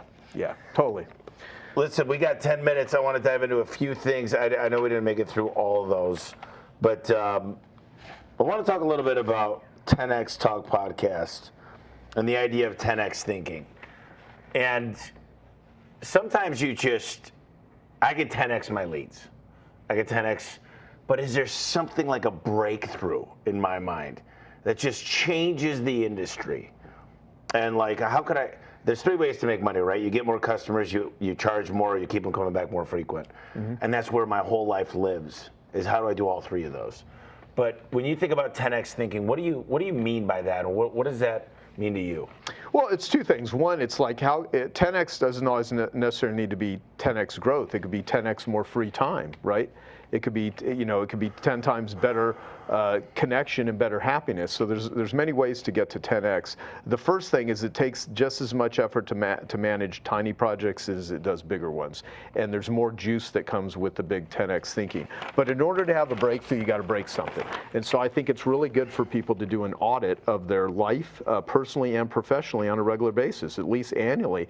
And you list, who are the E.L.F. people in my life, who are the E.L.F. projects, and who are the half people.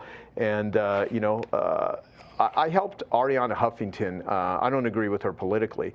I helped her with her book, Thrive, back in 2014.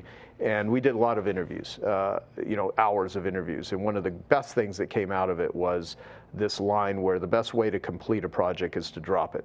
So oftentimes, people use persistence and don't give up, don't give up, don't give up. Well, the best way to get out of a hole is to quit digging it. So sometimes the best thing you can do is give up. Certain relationships, give up on it. It's not fulfilling you. It's not fulfilling them. Quit putting yourself through that misery. Don't prolong it. Pull the Band-Aid off. There's that sort of stuff. But the thing I wanted to point out, though, is entrepreneurs that are too tightly scheduled cannot transform themselves. So I took a 1-year sabbatical in 2021, and I had to set it up. In order to have the conditions that we want in our life, we have to set it up. So I had to take, I took about 6 months to figure out how am I going to take a year off with a business that's totally built around me, running Genius Network, and my team did a phenomenal job, and my members, my team got my members to lead the group, and it was amazing. I mean, it actually worked, and it way better than I thought it would. I was scared shitless. I was like, oh my God. But at the same time, I was more scared of what would happen to me if I didn't do it. And I knew the world was going into a dark place when the pandemic started, because I talked to addicts. A lot of my time is spent talking with people that struggle with addiction. So I have a different, I'm just not this business guy. I'm in this weird sort of place.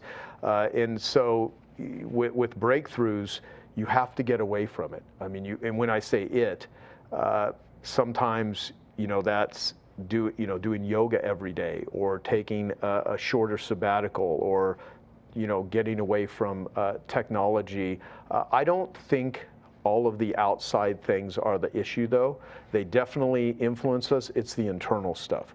So your nervous system, your sleep. So here's the way that I look at it: is one elegant idea is worth more than 1,000 semi-good ideas. So one of my favorite quotes is from the book of Survival by Anthony Greenback, and he said, in order to get through an impossible situation, you don't need the reflexes of a Grand Prix driver, the muscles of a Hercules, the mind of an Einstein. You simply need to know what to do. And when you're faced with a really difficult situation that seems impossible, the way to get through an impossible situation is you simply need to know what to do. So my friend Dr. Alan Barnard, he has this line where he says, it's impossible, ... unless. So whenever you're trying to have a breakthrough, do some thinking time, sit down and say, who would I need to be in order to be over there? And you do this all the time, even if you're not conscious of it. There's no way a guy like you is growing like you're growing if you're not constantly coming face to face with your identity. Because the world and how many employees do you have right now? 750. 750. You have a lot of outside influences. So you have to have parts of you that are receptive so you can be guided, because you're hiring all these people to help you, but you also have to have Teflon to know how to discern. And you are making wrong decisions all the fucking time. All the time. All the time. Because you can't do this sort of shit with this without it, but you're making a lot of right decisions. And you're willing to do that and not have it define you as a loser, because all day long, me and you are losing. Things aren't working, things are breaking down, but you know what? Because of that, there's a lot of things that are working. And the things that are working, as long as they work a little bit better than the things, that's how you build a business. It's part of it. So the treadmill of shit never goes away. What happens is your resourcefulness, your ingenuity, your way to look at it, the way you frame it. Dan Sullivan says the problem is not the problem is how you think about the problem. And getting results doesn't take time. It's the not getting results that takes up all the time. So if you want to get results in your life, it's not that getting results takes time, it's all the other bullshit you're doing. So being a pain detective, having the ability to notice, like, the one thing. Yeah. You need to get your focus, and I will say that it's definitely not easy when you have ADHD. Mm-hmm. It's not easy, but recognizing your weaknesses is half the battle. Yeah. And understanding, Jeff Bezos once said, unlike baseball, when I hit a grand slam, I don't get 4 runs. I hit 10,000 runs. But it's knowing they failed at a lot of things. Listen, you think Amazon didn't fail 9 out of 10 times on most of the things they rolled out? Home services for Amazon Home Services has failed 3 times. So, but you don't need everything to work perfectly, but you can't be afraid to try. Right. One question I have before we close out, and then I'm going to ask a few closing questions. And we'll go over and those of you that have hung with us this long, and I know we've not taken, I appreciate it. So I hope it's been valuable, and we have a bunch of people on, so this is good. So I don't know how you do it. You take a year sabbatical. My brain functions when I go to pick up an ice cream cone. I'm looking at the presentation, and it'll just remind me of, oh my gosh, we need to wrap the rollers in something more. And I never call it a roller. I call it a self-lubricating, lifetime warranted, 12-bearing machine press roller. So I get all these ideas from all these other things. And I can't imagine just being away saying, pfft. But also you have this other business that's helping recovery. So And I know you're not just doing one thing, and neither am I really, but Rogers is my main focus. How do you do that? How do you just say, it's handled? I don't know if I could summarize in like a minute, how I do it. I just do it. And so I wake up every day, I bumble my way through life, and I do my best to do what I can, and I read and I listen and I learn. I always try to approach it from a beginner's mind, and I try to intuitively think about, is this a good thing to do? And I'm willing to make mistakes. I'm willing to learn. Life is the only thing worth living for, and I don't expect life to be perfect. And I also try to look for the joy in the mundane. And I also know I'm not going to change the world. The world, when I die, the world's some parts may be better without me, and other parts, who knows? Some people will be sad, but you're at a funeral, and it's there's a point where you're, and I don't like going to funerals, but I was just one of the dear friends a couple weeks ago. Utah? What's that? Is that in Utah? Yeah. There's a point where everyone's like, let's go have lunch. Life goes on. And so, my friend Dave Kekich says things are seldom as bleak as they seem when they're going wrong, or seldom as great as they seem when they're going well. Lighten up, you'll live longer. And that's coming from a guy that's paralyzed from the chest down, that was a multimillionaire in his mid-30s, and a beautiful girlfriend, house on Huntington Beach, all the external trappings of wealth, and in a freak accident lost his ability to walk, never had sex again, never had children, took an hour to 2 hours every day to get out of bed. I have people like Sean Stevenson, who was my best friend that died. I didn't take the sabbatical because I was inspired. I took the sabbatical because I had a breakup. I had several friends die. There was a lot of pain, so oftentimes there's things that force you to take a look at stuff. And when things seem really shitty and really difficult, I also have now learned that in the moment when things suck, it's life's way of saying, pay attention. Physical pain, mental pain. Sometimes you can't always get out of it, but I'll tell you, how I do it all. I just do the best I can, and I listen to people that are smart. I try to stay connected. If there's one word that I'm all about, is connection. I do it. If I become disconnected, my life sucks. But in the middle of busyness or boredom or mundaneness, if I start feeling shitty or I'm not doing well, if I can just connect myself, and oftentimes that's yoga, cold plunges, saunas, talking to a friend, helping others that need help, it's the connection that always brings me back. That's my North Star. Okay, I'm going to go through speed round. How do people get a hold of you? Andrew, you got to read this book. What's in it for me? Read my book. What's in it for them?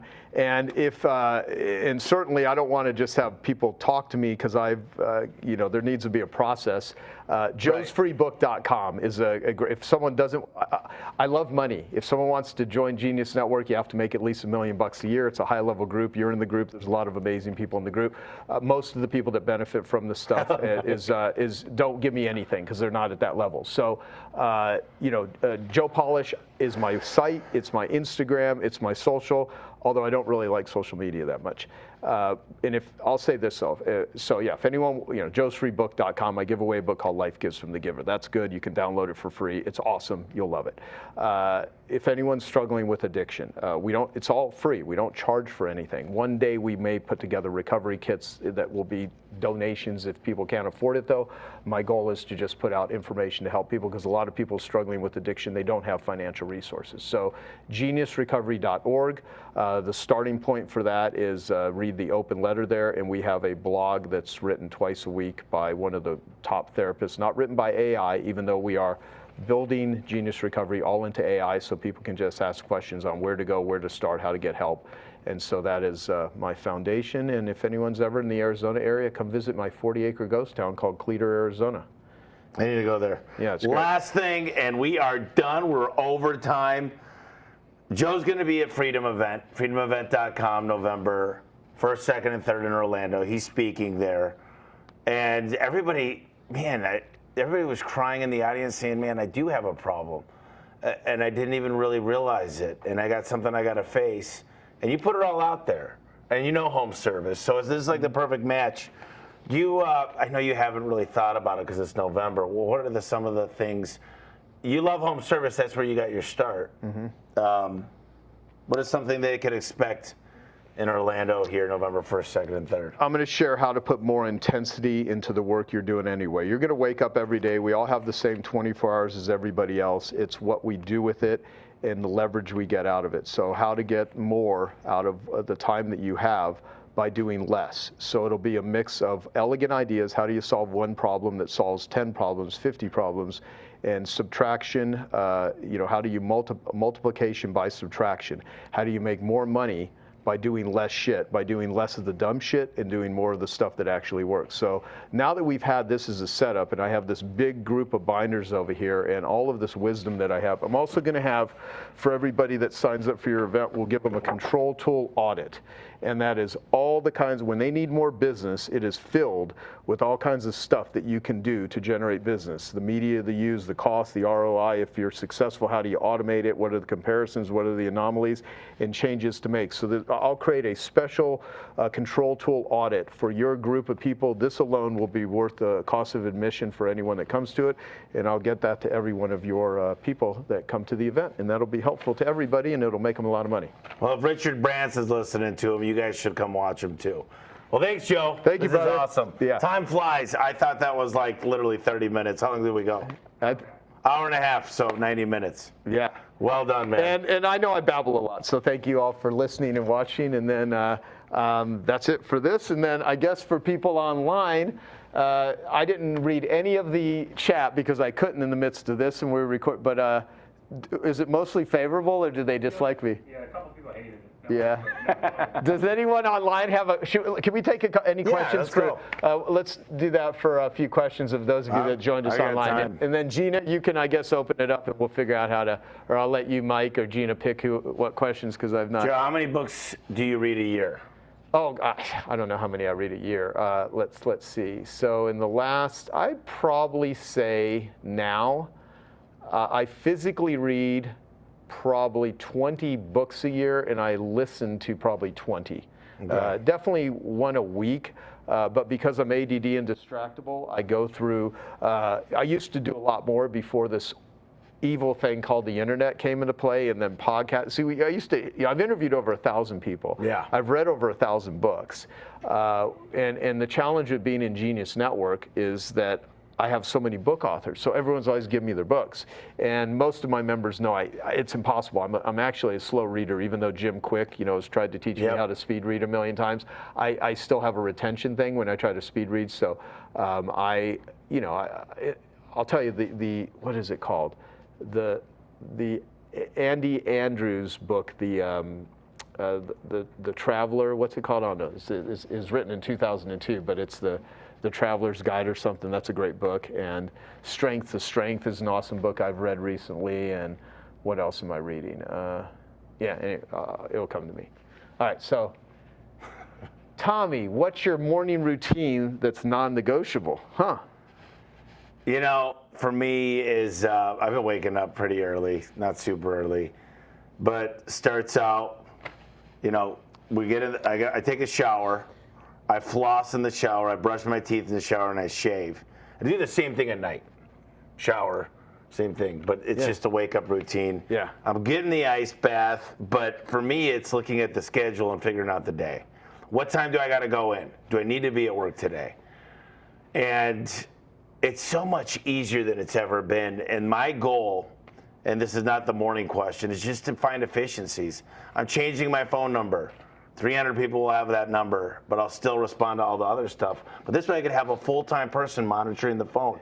I'm finding ways to 10x my efficiencies and get my time back, because you're right, my schedule looks like a rainbow. So I think it's just buy back your time as many places as you can and get more efficient. So I love it when I get to stay home, play with the dogs, just kind of walk around and just, I play a lot of Golden Tee and Big Buck Hunter because that's at the house. But I just love my life. If I've got a whiteboard and I've got 2 hours, look out for world hunger being solved. Yeah.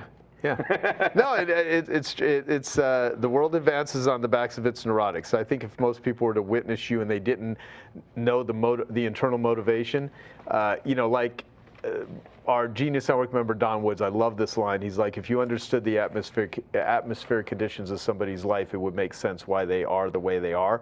And so the atmospheric conditions of your life has created you to be the way you are, the way all of us are. And you also know that you can create the weather conditions of so much of your world and for other people. And that's when you know you have that power. So I think when you're saying you're looking for efficiencies, so Peter Diamandis, who's I've known for years, he has he'll have a meeting. He has less meetings now than he used to, but at least once a year he'll have a meeting with Jeff Bezos. And he told me at the last lunch meeting they had that Jeff was telling him he had so much shit on his plate that he's trying to figure out how to optimize how quickly he brushes his teeth, if he could do it in 30 seconds less than he normally does.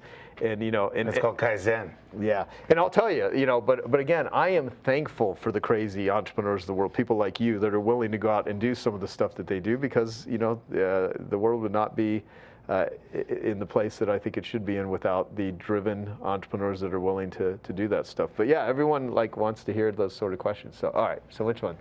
Michael, Joe, is authenticity and meeting people where they are at is the most important to building a connection and supporting recovery?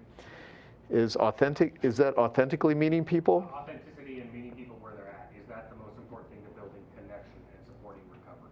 Yeah, well, is authenticity and meeting, leave it back up so I can just look at that. Meeting people where they're at is the most important to building a connection and supporting recovery. I think in most cases, unless you're dealing with highly damaged people that are not in a sane, rational place. We had Lisa Sini, one of my Genius Network members, that she builds really thoughtful, conscious assisted living homes, and she's written several books. And she gave a talk that had one of the weirdest reactions before she gave the talk. And the title of her talk was, "If You Love Me, Lie to Me." And I've always liked the thing that Jordan Peterson says, which is, tell the truth or at least don't lie. And she talked about people with dementia or Alzheimer's. And there's a place where if you tell them the truth of the condition, they're not mentally in the place where they're going to be able to handle it. And I'm not sharing it anywhere near as effectively as she, because this is her world and this is her business. So, I do my best not to play games or tricks with people. And when I say play games, I mean that in the negative connotation. The truth is, people play games. And even the book was written in, I think, the 50s, Games People Play, is worth reading. Humans play games. And when people say, I want to meet someone that doesn't play games, which are usually single people that have had their heart broken recently, what they're really saying is, I don't want to be hurt.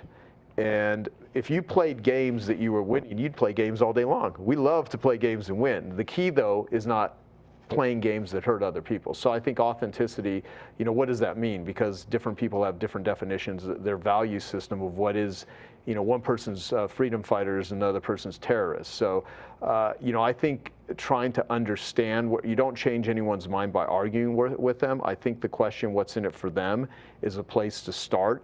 And if you're at least focused, because I'm able to sit down with people that have completely different political beliefs than me, different beliefs on all kinds of topics that there's, differences in, especially with addiction and stuff. So I try to come from a place of authenticity for me. Sorry, click that mic here. What's real for me, and meeting people where they're at, absolutely. I mean, one of the things, I have two young entrepreneurs that are in the room here right now, and they're very smart, sharp people, and I want to immediately go into, the 20-year level of what I would do, at my age versus having to put myself in their shoes, saying, what is the best way, and am I going to make mistakes on guiding? Absolutely, because it's, I can only see the world through my current frame of reference. However, I try to look at other people's frame of reference and stem from there. So I think it's always a good policy to just tell the truth or at least don't lie. And, unless, it's like make amends in 12 steps. Always make amends and say you're sorry, except when to do so would injure yourself or others. Who else? One more question? No more yet. Okay, well, good. Can everyone, I can see everyone from here. On a scale of 1 to 10, how did you find this? Love to hear it, and then I'll know if anyone hated me or any of that stuff. You did great. 10, well, they'd say 10, 10, 10, and I really appreciate it. So Tommy, what are some of the big, like you've got this event coming up. Is it only for people in home service? Because there may be people here. Would anyone benefit from it that's not? Well, we talk a lot. There's some core basics. One of my buddies, who's probably listening to this podcast, 22 months ago, he started listening to the podcast. He reached out to me. He got his brand correct. He figured out manuals. He figured out performance pay. He thought about putting a scorecard that we helped with. He got on the right CRM. And he went from $500,000 of profit to $3.5 million of profit, and we recently partnered with him. So I think every business should have a foundation. Home service is a lot harder because I got to go to different people's houses. I got trucks all over the road. Do you know how easy it would be to contain everything within these four walls? Compared to we drive everywhere. We've got parts that get shipped. We're just in time on a lot of things. So I would say yes, there's any business owner that needs clients, we're B2C. And that's what we focus on. We're not B2B. So B2C, although we do a lot of affiliate deals and a lot of B2B transactions, B2C, if you're in a business like that, we talk about motivating people around us. We talk about how the employees win. We talk about building a culture, leadership. That's what this is about. And here's the real deal that I don't talk a lot about, is watching people try to figure out, should I sell my business? What am I going to do with my life? How does that even work? What's the quality of earnings? What does it even mean to have reviewed or audited financials? I hate lawyers, Joe. How does that even work?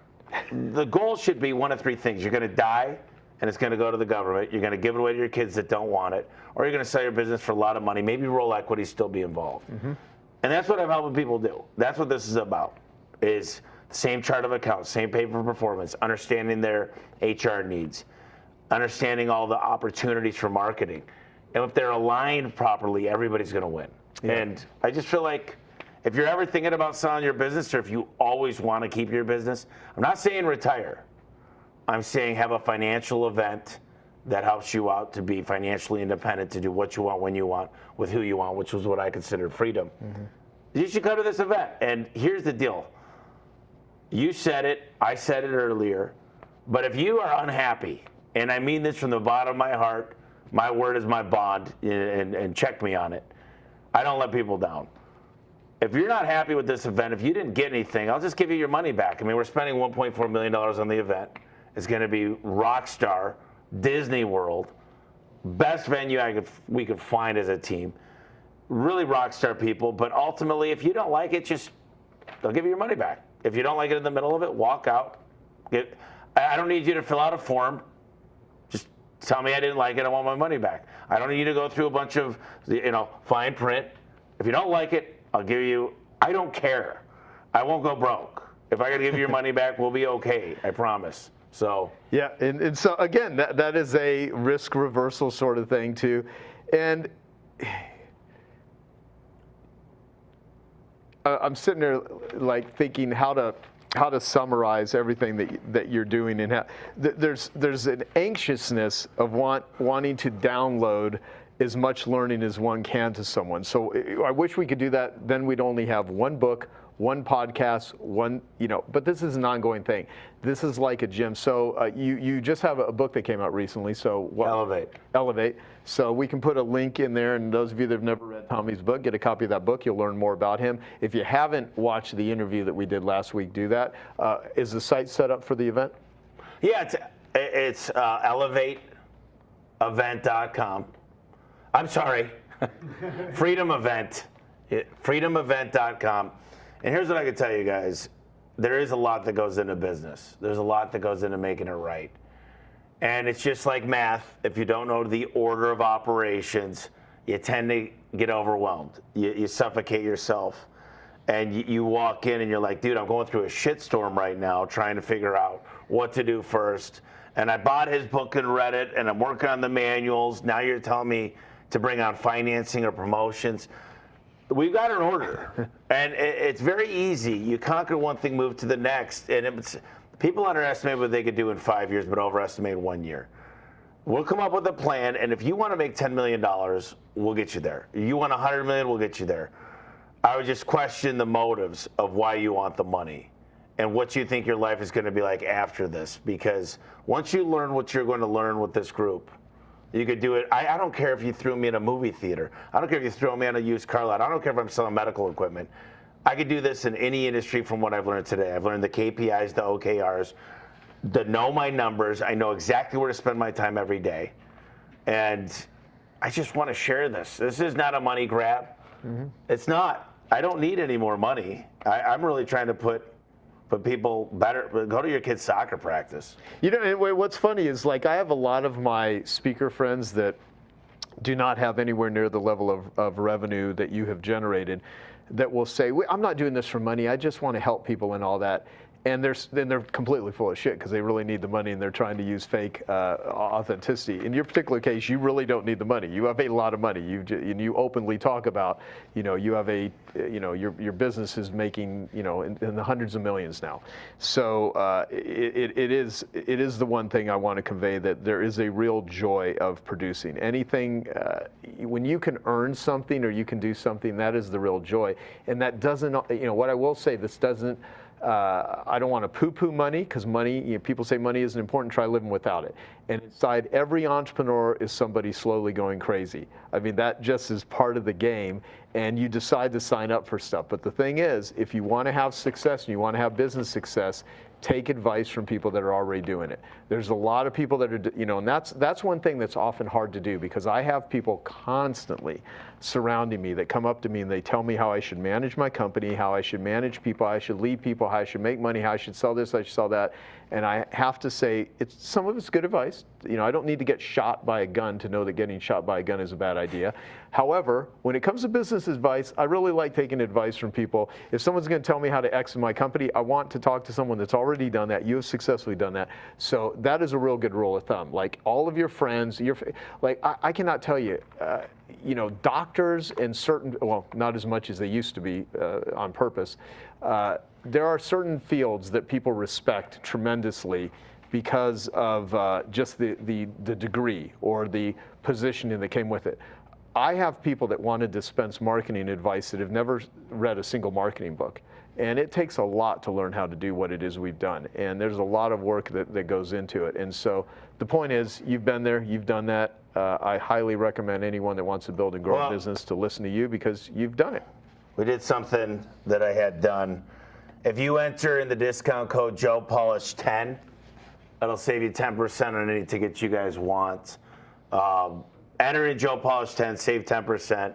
We know it came from listening to this, and you'll save some money. But like I said, if you can't afford to come, let us know. If it's like just things aren't working out. If you're local in Florida, you should really come. But I really just want to get you there if possible. I mean, that's it. And I promise the events aren't a bunch of fluff. It's like actionable items. And I really think we have something great to offer, because I'm watching everybody around me become multimillionaires. And it's not because of me, it's just because we figured out things. Yeah. Now, we made all the mistakes, and it's really quite more simple than I thought it was. If I could talk to my 15-year-old younger self, this event would be the number one thing I'd tell them, is if you're at this event, you're hanging around with the guys that have done it in the branding, the manuals, the understanding of the numbers.